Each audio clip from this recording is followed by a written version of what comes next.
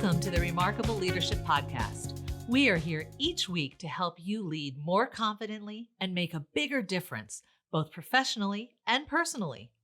This episode is sponsored by Kevin's free weekly e-newsletter, Unleashing Your Remarkable Potential, which is full of articles and resources to help you become a more confident and successful leader. Sign up by going to remarkablepodcast.com/newsletter. And now, here's your host, Kevin.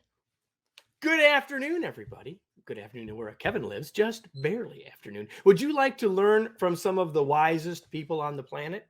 Would you like access to keys of action steps that they might recommend? Would you like to know what it's like to speak with the master mentors on the planet? If you would like to be informed and inspired for the next 30 minutes, I hope that you'll stay right where you are if you're with us live. Welcome to another live episode of the Remarkable Leadership Podcast. If you are here live, please start by saying hello, telling us where you're from in the chat. We'd love for you to do that. And while you're here, just imagine that you're having a cup of coffee with us. Share your questions, your comments, and your ideas. It will make for a better conversation for my guest and I, who I'm going to introduce momentarily, and a better podcast episode as well. And if you aren't here live, you could be for future episodes. You can get access to all future live episodes and therefore interact with us and see them much sooner by joining our Facebook or LinkedIn groups. Just go to remarkablepodcast.com/Facebook or remarkablepodcast.com/LinkedIn. Today's episode is brought to you by Remarkable Masterclasses. Each month, we release a new skill in an advanced masterclass format designed to help you become the remarkable leader and human you were born to be. Details on how to get on board for a specific skill or to get discounts each month can be found at remarkablemasterclass.com. And I'm guessing you already know who my guest is. We're having a little trouble with the Facebook feed, it appears. But I'm guessing you already know who my guest is. His name is Scott Miller. And now I lost my notes. There's the book. We're going to talk about that book, I promise you. Scott is capping off a 25-year career. Whoops, I have the wrong. No, I have what I want. Capping off a 25-year career where he served as the Chief Marketing Officer and Executive Vice President at Franklin Covey. He is now their advisor on thought leadership, leading strategy development, and publication of the firm's best-selling books, including some of his own. He hosts the Franklin Covey-sponsored On Leadership with Scott Miller podcast, authors a leadership column for Inc.com, and hosted the weekly iHeartRadio show, Great Life, Great Career. He's the author of the multi-volume Mess to Success series, including Management Mess to Leadership Success, which he came on here on this podcast and talked to me about, Marketing Mess to Brand Success, and the forthcoming Job Mess to Career Success coming in January. He's the co-author of the Wall Street Journal bestseller, Everyone Deserves a Great Manager, and the author of Master Mentors. He was holding it up a second ago, 30 transformative insights from our greatest business minds. And that's where we'll focus today. Prior to his time at Franklin Covey, he worked with the Disney Development Company, the real estate development branch of the Walt Disney Company, as a founding member of the team that designed the town of Celebration, Florida. He and his wife and children live in Salt Lake City, and he is our guest today. Scott, welcome back. That's a long introduction, my friend. No, why didn't you cut that down, Kevin? Well, I did, to be back. but I should have cut it some more. No, there were a couple things. I mean, I hate to not talk about the books, and that last piece I wanted to get to because I want to come to that in a minute and talk a little bit about the Disney thing prior to the long Franklin Covey thing. So why don't we just start there a little bit? And again, for all of you that are with us, feel free to ask your questions, share your comments along the way. We hope that you will do that. Just tell us a little bit about your journey, sort of what gets you to this place, Scott. Sure. So born and raised in Orlando, Florida. As you mentioned, I worked for the Walt Disney Company for 4 years. They invited me to leave at the end of that 4 years. So where does a single Catholic boy from Orlando, Florida move? Well, of course, to Provo, Utah, where all the Catholics are. So 26 years ago, I moved out to Utah. Dr. Stephen R. Covey, who was the founder, of course, of the Covey Leadership Center and the author of the seminal book, The 7 Habits of Highly Effective People, recruited me, and I had an amazing career for 26 years now in the firm. from the front line, literally to the C-suite, where I was the chief marketing officer. I'm now privileged to host the world's largest weekly leadership podcast. It's about 7 million people each Tuesday. Like you, I'm privileged to interview amazing guests and authors and celebrities and CEOs, launching a new podcast in January called C-Suite Conversations with Scott Miller. That'll be just interviewing, iconic C-suite leaders aimed at C-suite leaders. Writing a few books here and there, raising 3 sons with my wife in an otherwise tumultuous world, and trying to raise these boys to be gentlemen. That's my number one priority in life, is to launch them well into the storm that is our world. Honored to be back on your podcast, Kevin. Glad to talk about Master Mentors today.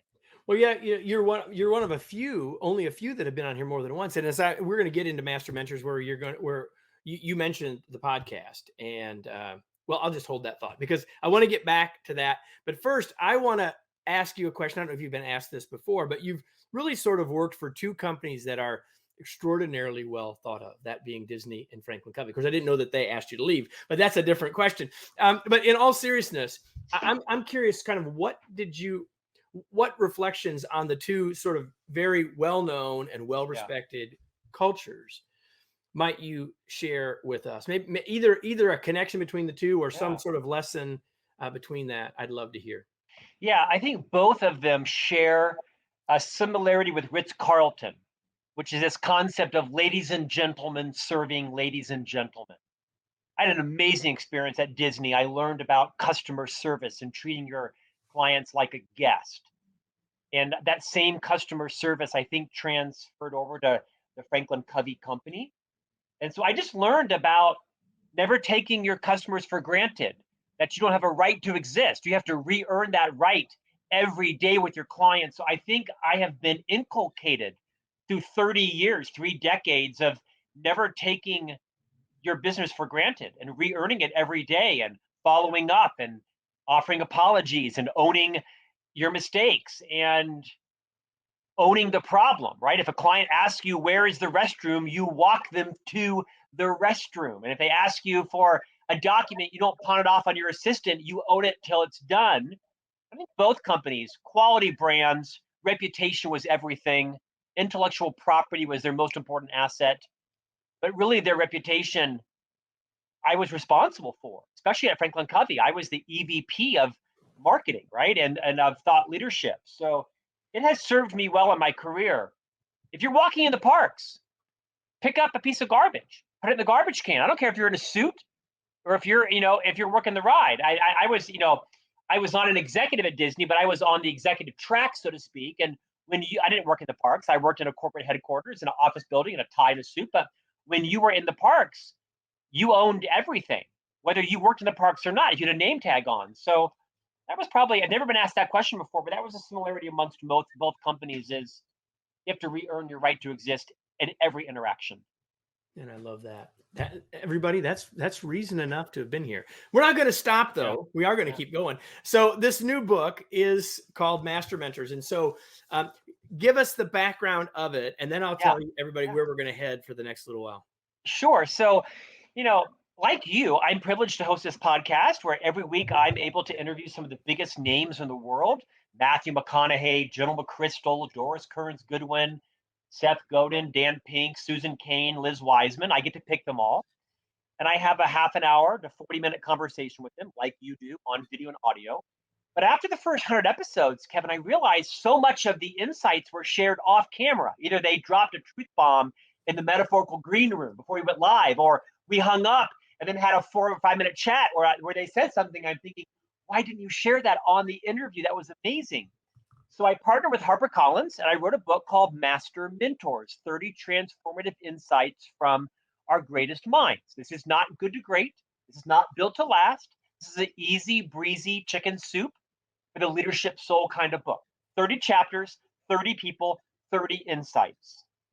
Very episodic, intentionally episodic. In fact, a previous publisher of my previous books passed on it because they thought it was too episodic. I said, yeah, you don't get it. One chapter is around brain health from a neuroscientist, and the next is around introversion. The next is around brand and messaging and leadership. And so it did extremely well. It sold about 50,000 copies in the first 3 months. I'm delighted. And like I said, it's very easy and breezy. I've written out Master Mentors Volume 2 coming out in 2022, and I'll write 10 editions in this book with 30 new mentors every year for the next 8 or 9 years. And it is what it is. It's meant to hit the reader where they are in their journey. Just been promoted, just been demoted, just divorced, just married, a new parent, have a side hustle. Yeah, you might only find, and I'm looking at the back cover where Yes. all of them are listed, and Yeah. about a half a dozen of these folks have been on this show as well. And the thing is that you don't even have to read them all. It's to your point, it's episodic. This is worth it for one or two of the pieces, and that's I think the key. So that makes it, as I told you in our metaphorical green room, a different kind of book to have a conversation on. And I said I would take some different kind of approaches today, and I'm going to do that. And I really hope that people find it useful. And maybe in kind of the same way this book is sort of different, this episode of the show is going to be a little different, because you find yourself with this opportunity to be with all these folks, right? To interview all of these people, many of whom I'm guessing that was the first time that you interacted with them. I'm sure not all, but many, I'm sure. And so I really want to know, first of all, inside baseball. My goal is to have multiple questions today that you haven't been asked before. So which of the people that you've talked to so far, it doesn't have to be someone that's in the 30 here, were you most excited about or nervous to talk to? I've never been asked this question before. Well, one name comes to mind, Elizabeth Smart. Of course, the Utah resident that was kidnapped and raped and sodomized and abused and tortured for months from her captor. She's gone on to become a world-renowned victims' rights advocate. And so I wanted the interview to be respectful of her and not have her relive that horror. She has, talked about it very openly in her books. And so I wanted to make sure that it was a respectful interview. So I took a little bit different approach to it. I started with my questions around her being rescued, not through the Right. unspeakable sexual torment that she had been through, to use her words. And it was a lovely interview. There was another gentleman named Zafar Masood. He's the he's the CEO of the Bank of Punjab from Pakistan. He's actually the first mentor in Volume 2 coming out. He was on a plane, and the plane broke apart in air, and he survived a plane crash. 79 people died, and he was one amongst 2 survivors. His seat literally fell from the sky, hit a roof, bounced off the roof, and hit a car, and he lived to tell this story. It was a harrowing experience. Matthew McConaughey was gracious and sweet and kind and well-spoken and articulate, and not the surfing dude I thought he might be. He was so kind to me and on time and ready to go and professional.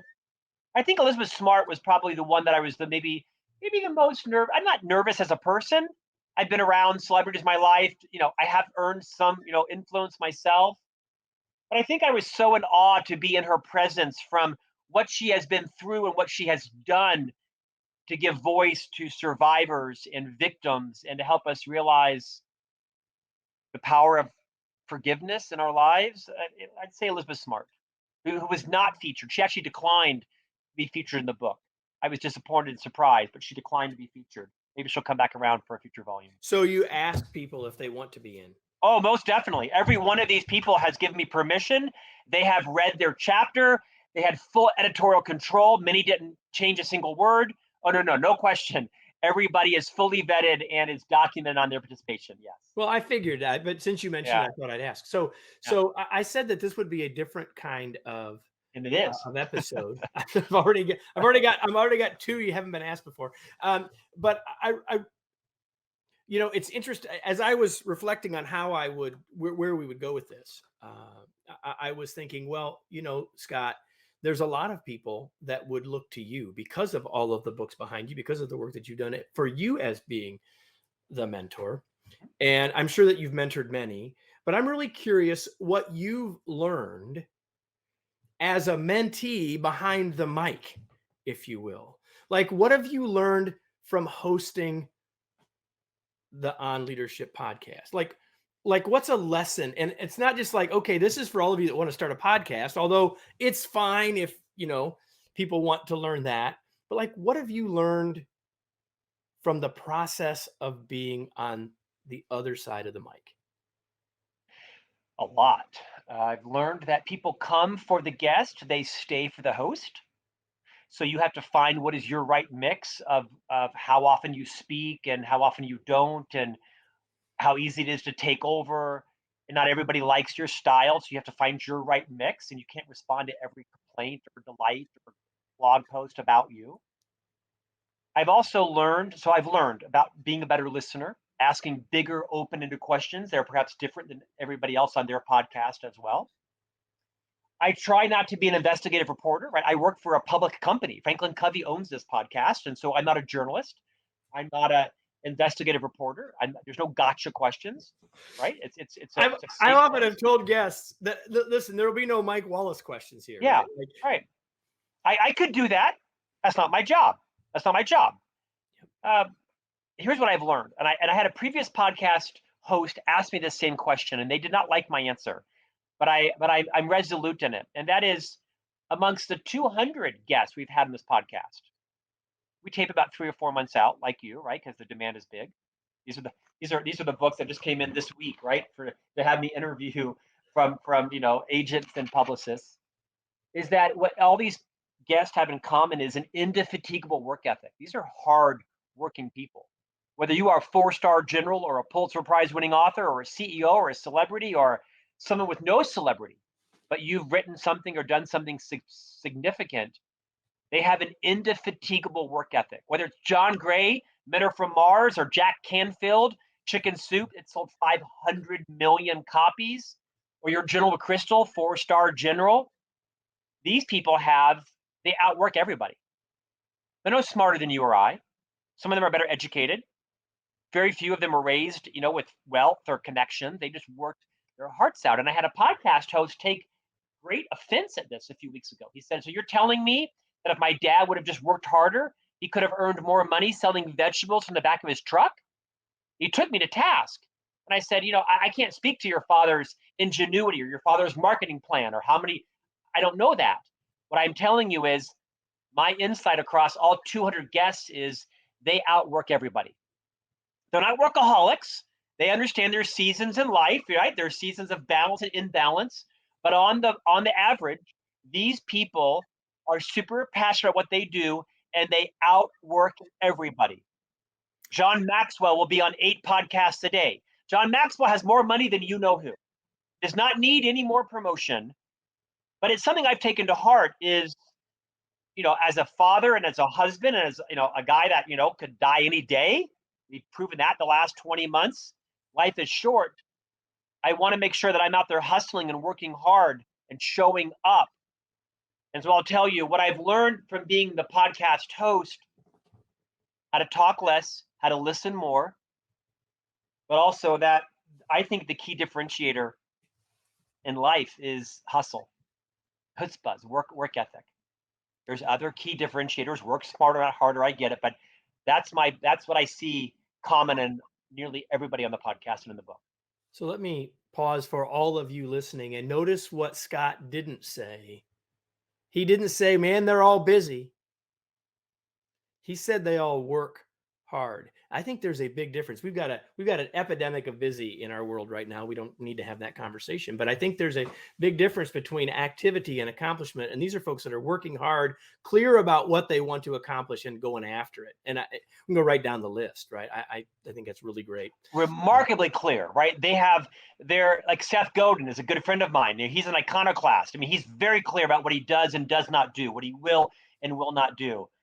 Because the podcast has become so substantial, most people now will come onto it. But you're exactly right. These people are not lost in business or activity. They're extremely clear on what it is they want to accomplish. By the way, they also all have an abundance mentality. It's not a scarce thought in their lives. They want to give back. They want to lift up. They want to share their ideas and their mistakes and their failures. But you're absolutely right, Kevin, is they're extraordinarily focused and hardworking on their top priorities. There's a lot to be learned from that. Yeah, I think that's true. So there are 30 of sort of these varietal ideas and thoughts and lessons from the book. And we were talking with Scott Jeffrey Miller about Master Mentors. I'll get this back so maybe you can see it if you're watching. 30 transformative insights from our greatest minds. So if you were to pick one of them, maybe that you feel led to talk about today, one lesson to share, to give people an example. It would be the first person. His name is Nick Vuich. By the way, whenever I speak publicly, I always have a card deck, right? That I don't use PowerPoint. So if anybody ever hires me for a keynote, they're going to get these cards that come in a little sleeve. Nick Vuich is a very famous author, inspirational speaker, podcaster. He is Australian by birth, American by choice. He was born with no arms and no legs. He has no limbs. He has a neck and a head and a torso like you and I. But Nick Vuich cannot do anything for himself other than control his mindset. He cannot drink, scratch his head. He cannot walk. He cannot save himself from a fire. He cannot do anything because he has no limbs. He has a waist and a tiny little foot appendage that he can kind of text with, but that's it. And Nick and I become very dear friends. Nick has taught me, and I write about it in the book as the opening chapter, about the power of gratitude.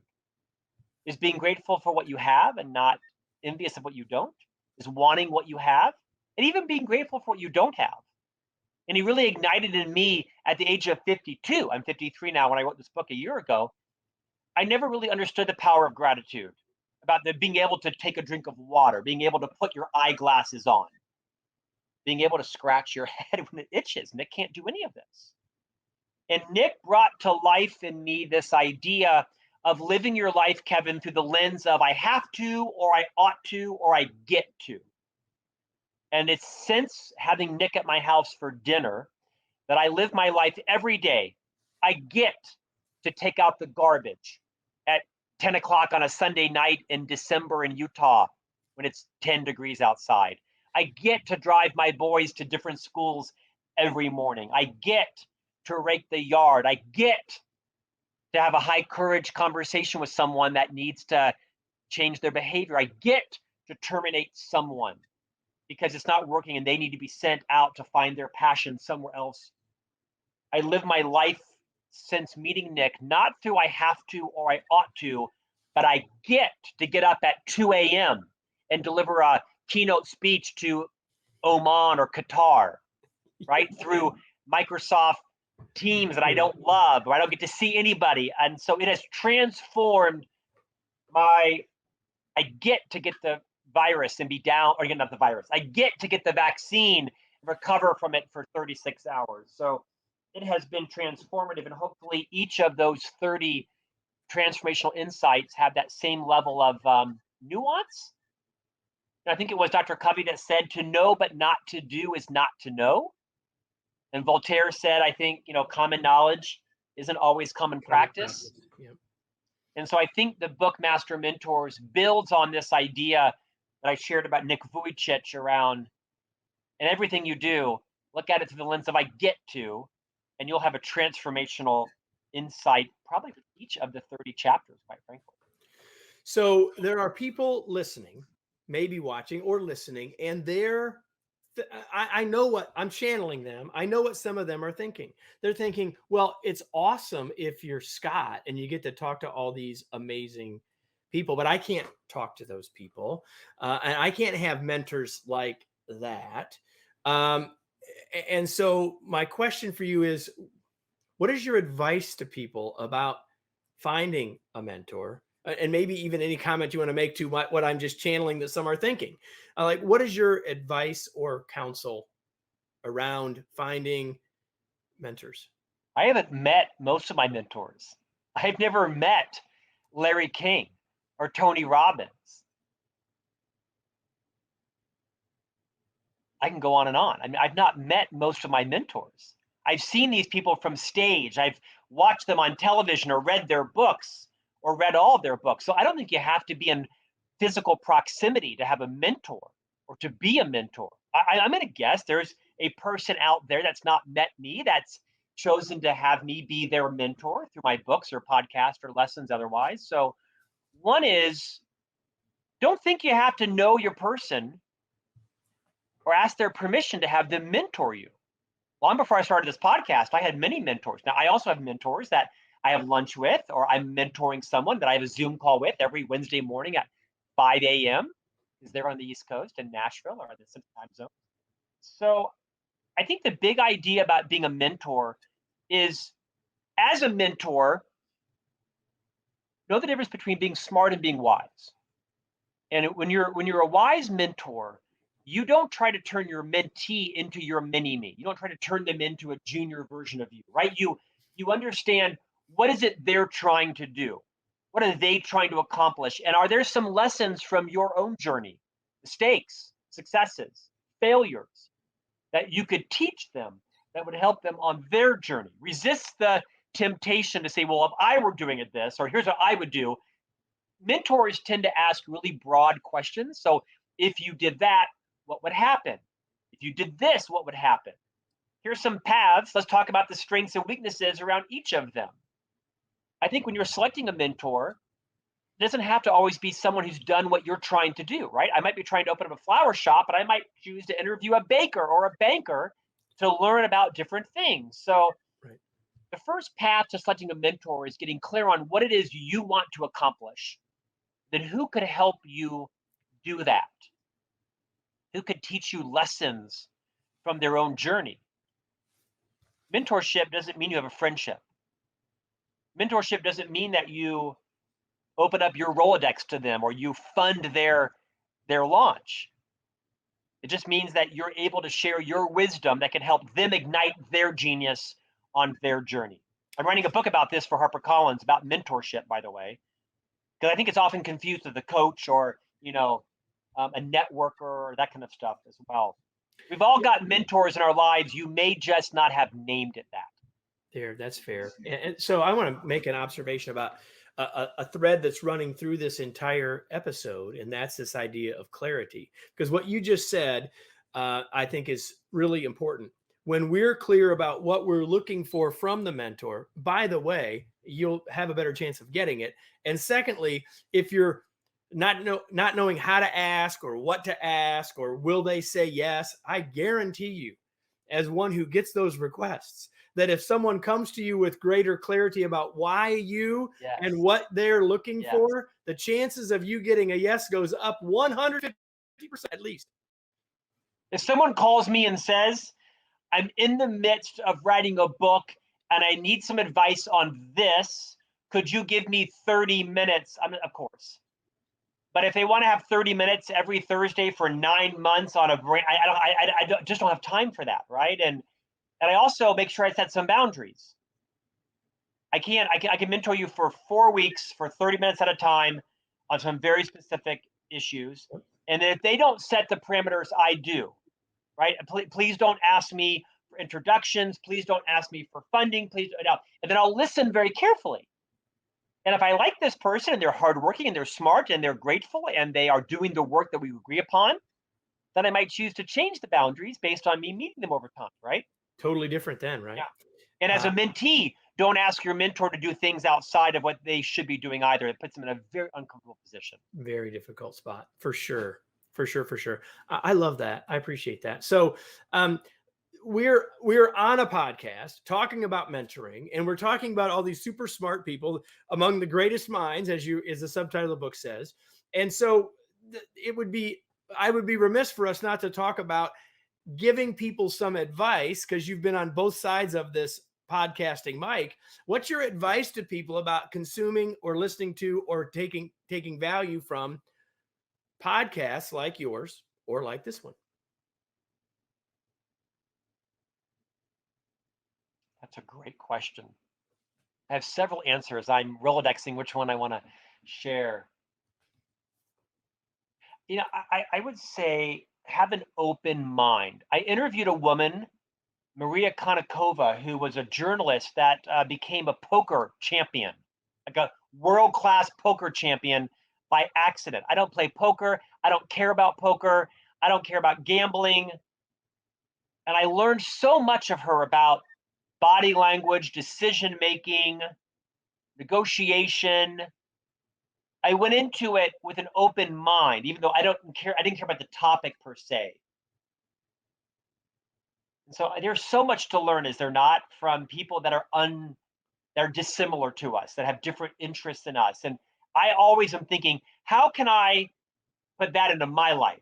How can I learn from that in my life? So I'm sure this isn't an epiphany, but I would just say keep your mind open. And if I listen to a podcast on Six Sigma, which I don't care about, or lean manufacturing, which I don't care about, I'm sure there are insights I can learn to apply in my business and in my own journey. Curiosity is probably the competency I look for the most when I'm hiring people. Do you have a curious mind? Do you have an insatiable interest in learning from others, other cultures and religions and generations and sexual orientations and races and you name it, right? Do you have an insatiable, I mean, you have to agree. Doesn't mean you have to uh, change your mind. It just means that you're open to other people's perspectives. Well, when we see other people's perspectives, we see things differently. Doesn't mean we have to change our mind, but we Yeah. see something so much more powerful when our perspective is broadened. What's the question, Scott, that I didn't ask that you wish I would have? Where to wire me your $1 million fee? I don't know. I'm kidding. No, it was lovely. Well, I'm going to It's give that lovely. to you after we're done. After we end the broadcast, I'll send that. None at all. It's been a delightful conversation, actually. I was not so arrogant to think you would ask any particular questions. I'm delighted about it. So shifting gears, you've mentioned your family several times, and I know that that's an important part of your life because of not only what you've said in the book and what you said here, but what you said to me before we started. Related to the rest of your life, besides all of this writing and all of that work, what do you do for fun? You know what? I enjoy going to church. I'm Catholic, and it's a big part of who I am. So I enjoy taking my boys to church. I enjoy playing tennis and snow skiing. I love champagne. I love bread, cheese, butter. I love to read. I'm a voracious reader. I don't love being a parent. I don't find it fun at all, actually. I You love never your wanted to kids, be a but you don't parent. love being a parent. By the way, I I don't. have never had someone on here tell me when I ask them what they do for fun, and I ask everybody that. I've never had someone say, I love champagne, bread, and I, butter. Just I say do. it. I I do.